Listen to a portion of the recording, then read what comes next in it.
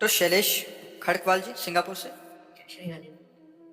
राधा वल्लभ श्री हरिवंश महाराज जी, आपके चरणों में कोटि कोटि प्रणाम।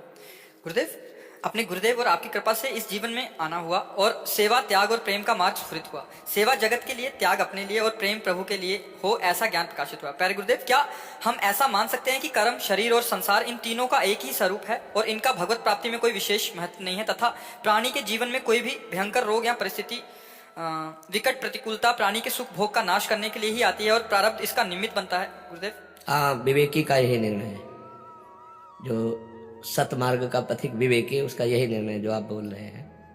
कर्म का बड़ा महत्व है, देह का बड़ा महत्व है, संसार का बड़ा महत्व है। पहले आपको सपोर्ट किया, अब उसकी व्याख्या कर रहे हैं। अगर ये हमें पंचभूत देह ना मिलता तो मुझे भगवत तत्व का बोध कराने वाला विवेक भी न मिलता। अगर मुझे पांच भौतिक शरीर न मिलता तो मैं समाज की सेवा भी नहीं कर पाता, और मुझे ये ज्ञान नहीं होता कि समाज की सेवा का क्या सुख है और शरीर के राग के त्याग का क्या सुख है। इसलिए इस शरीर पर बड़ा महत्व है। क्यों? क्योंकि इसने आत्मानंद की प्राप्ति का हमें मार्ग बताया। शरीर भी हमारा, 24 गुरुओं में एक शरीर भी गुरु बनाया दत्तात्रेय जी ने। संसार भगवत स्वरूप है। ये हम जब अपने सुख का त्याग करके और इनके सुख की भावना करके भगवत चिंतन किया तो जो शुद्ध ज्ञान प्रकट हुआ, बहुनाम जन्मनामन्ते ज्ञानवान माम प्रपद्यते वासुदेवा सर्वमिति सामात्मा सुदुर्लभा। तो संसार प्रथम धरा में मिथ्या है, ब्रह्म सत्यम जगन मिथ्या, लेकिन अंतिम धरा में सर्वम खलमिदम ब्रह्म। बहुत बड़ा महत्व है वासुदेवा शरम। ये शरीर से तो हमें पता चला, अगर इस शरीर में न होते तो ना ये ज्ञान होता, ना ये भक्ति होती। इस शरीर का प्रथम में राग त्याग है, फिर बाद में तो जैसे गाड़ी का महत्व है, लक्ष्य तक पहुंचा देना, और लक्ष्य तक पहुंच गए तो गाड़ी में आग लग गई तो भी कोई परेशानी नहीं, क्योंकि हम अपने घर आ गए। लक्ष्य तक अगर हमारा चित्त, वृत्ति, मन, अंतःकरण चतुष्टय जो है वो परमात्मा कार नहीं हुआ, भयानक रोग आ जाए तो फिर आधे गाड़ी में आग लग जाने पर जो दशा होती है वही दशा उस साधक की होती है। और जिसकी भगवदाकार वृत्ति हो गई है तो मतलब स्मृति भी नहीं आती कि रोग है। लेकिन ये स्थिति प्राप्त महापुरुष के लिए, साधारण पुरुष तो विचलित हो जाएगा। साधारण पुरुष को भगवान नाम का स्मरण करने का इतना अभ्यास कर लेना चाहिए कि सुख और दुख में, निंदा और स्तुति में, मान और अपमान में, हर्ष और शोक में, लाभ और हानि में, जय और पराजय में भगवान का विस्मरण ना हो। ऐसा अभ्यास कर ले, फिर ये बात कि अब चाहे रोग आवे चाहे शोक आवे, पर देखो जरा सा शरीर में पीड़ा होगी तो मन बुद्धि का खिंचाव हो जाता है।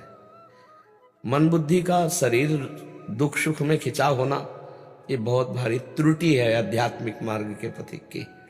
सुख में या दुख में दोनों हमारे बांधने का, शुभ या अशुभ दोनों बांध, सुख या दुख दोनों बांधने वाले हैं। तो प्रथम धरा में बहुत उत्तम बात है कि संसार की सेवा और शरीर के राग का त्याग और स्वरूप में प्रीति या भगवान में प्रीति। शरीर का कोई महत्व नहीं है, यही हमको शरीर के राग की स्थिति प्रदान करता है, पर शरीर का महत्व है, ये भी ब्रह्म स्वरूप है, इसके बाद की बात है। जैसे हम भक्ति में हैं तो भगवान की सेवा में आने वाले एक लोटे को भी पूज्य भाव से देखते हैं ना, मार्जन करके अच्छी जगह रखेंगे, भगवान की सेवा का लोटा है, तो ये जिससे हम मार्जन कर रहे हैं लोटे का, वो भी तो सेवा का पात्र है, तो फिर वो प्यारा भगवान के संबंध से हो जाता है।